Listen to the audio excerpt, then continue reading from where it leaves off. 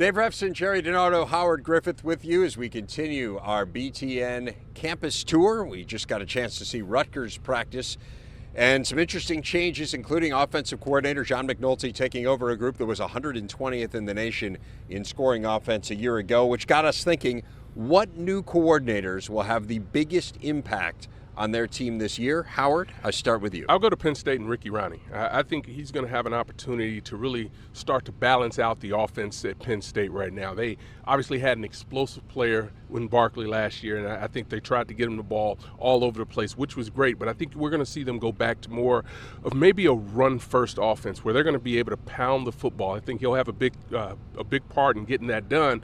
That will help them spread the ball out. They did a tremendous job with the explosive plays last year, but I think they would like to be more consistent with that offense, and I think Ricky Ronnie is going to be able to help them do that. It's going to be fun to see what Ricky does, especially with Saquon leaving. I'm going to go Rod Smith of Illinois for a few reasons. First of all, he knows the conference. He's been in the conference recently. He's an expert on the spread attack, which is what Lovie wants to go to. Lovie Smith, obviously more of a pro background than a college background, but also more of a defensive background than an offensive background. I think he needs, and he knows he needs someone expertise in offense. Plus, I think Cam Thomas is a quarterback on that roster that could do, I'm not saying he's going to win the job or it's his job, but if he does win the job, he can do what Rod Smith wants him to do on offense. Very similar issues to here last year. I mean, that was a team that didn't score more than 24 points in any single game last year. I mean, just to give you a sense, there were 100 teams in college football that averaged more than 24 points. So definitely room for improvement for the Illini. We'll see if Rod Smith can get him there.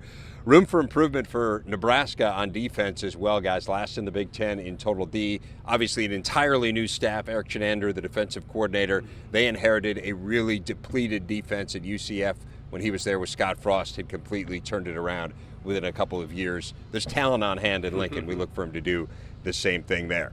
Plenty more as we continue throughout the tour. Be sure to check in on all of our BTN social media outlets. It's going to do it, though, for now, from Piscataway.